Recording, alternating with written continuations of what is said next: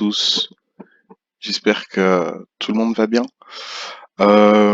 Alors, comme vous pouvez le voir, ce dont on va s'entretenir aujourd'hui, c'est euh, une vidéo qui va mettre en opposition le développement personnel et le développement du potentiel.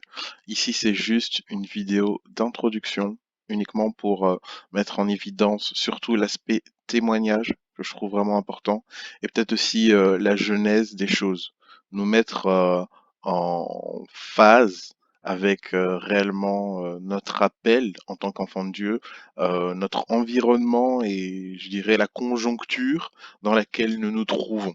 Hein, je pense que c'est vraiment la base. On doit savoir en fait comment lire les événements extérieurs et surtout dans quoi nous sommes, dans quelle situation nous sommes pour pouvoir poser les bonnes actions et savoir comment nous positionner. Ok. Euh, Là, donc, la vidéo n'a pas pour but d'aller profondément dans le développement personnel. Le développement du potentiel, c'est plus ce que Dieu nous appelle à faire. Donc là, voilà, la vidéo n'a pas pour but d'aller profondément là-dedans. C'est juste ici pour mettre en évidence certaines choses. Et il y aura une prochaine vidéo où on ira beaucoup plus en profondeur, où on parlera de la base, de l'origine du développement personnel, etc. Et on ira beaucoup plus loin. Ok? Let's go pour commencer.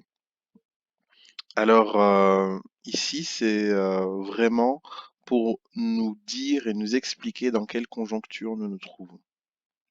Nous nous trouvons dans une conjoncture suivante, et cette conjoncture a commencé dès Genèse 3,15. Ok? Je mettrai une inimitié entre toi et la femme, entre la postérité, entre ta postérité et sa postérité. Celle-ci t'écrasera la tête et tu lui écraseras ou tu lui blesseras le talon. Ok? Euh, Lorsque Adam et Ève ont chuté, par la séduction du serpent ancien, hashtag le diable, Dieu a donné une série de conséquences qui allaient en découler. Le fait que la terre euh, donnerait son fruit à la sueur du front de l'homme. Il devrait travailler à la sueur de son front pour pouvoir manger son pain. Il dit à la femme que elle va enfanter dans la douleur et que l'homme dominera sur elle et que elle aura ses regards tournés vers l'homme. Ok? Et il parle aussi au serpent. Le serpent, il l'a maudit. Donc, ce qui est sûr, c'est que voilà, il n'y a pas de salut pour le diable. Et il lui dit au serpent qu'il y aura une inimitié entre lui et entre lui et la femme, entre sa postérité et la postérité de la femme. Ok? Que la postérité de la femme lui écrasera la tête et que sa postérité à lui, ou lui-même en fait, lui blessera le talon. Ok? C'est ce qui a été annoncé. Et en fait, à partir du moment où Genèse 3,15, Dieu lui explique en fait qu'il va être vaincu par cet homme qui lui a obéi, là, il y a donc le départ de la guerre. Ok? Le diable sait que, ok, de la postérité de la femme, il y a quelqu'un qui va me vaincre. Et donc ça a été un peu une course contre la montre à partir de ce moment-là pour essayer de déjouer le plan de Dieu et pour essayer de d'avilir un maximum d'hommes. Vous voyez? Euh, L'accomplissement de ce plan finalement arrive en Jésus-Christ. Et c'est la raison pour laquelle Jésus est le premier d'une fratrie. Jésus-Christ, en ayant écrasé la tête du serpent, l'a vaincu. Cet acte est relaté lorsque il a été donc sur la croix, il est descendu dans le séjour des morts, il a rendu en spectacle le diable et tous ses comparses, ok?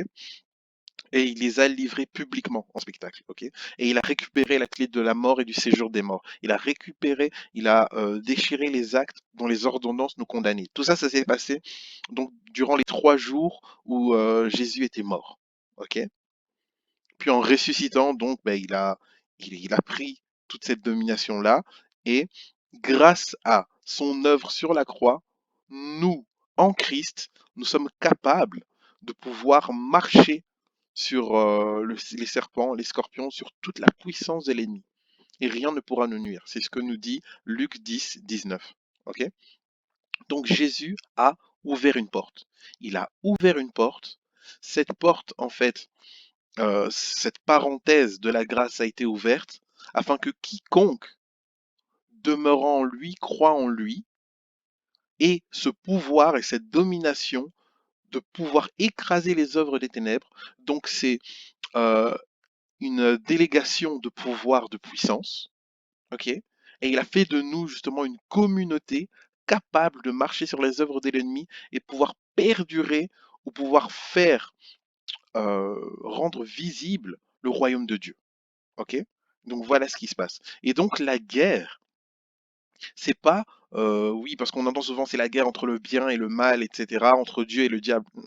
La guerre, c'est entre nous qui sommes en Christ, revêtus du Saint-Esprit, contre le diable, ses sbires et son empire démoniaque. Voilà la guerre. Donc, il faut bien qu'on soit conscient que voilà la situation dans laquelle nous sommes. Lorsque je deviens un enfant de Dieu, je suis automatiquement devenu un guerrier. Je fais automatiquement partie d'une armée. Et j'ai une position à avoir, j'ai un terrain à gagner, j'ai des positions à défendre, je dois me battre. Voilà la situation dans laquelle on est. Ok? Jésus, le premier d'une fratrie.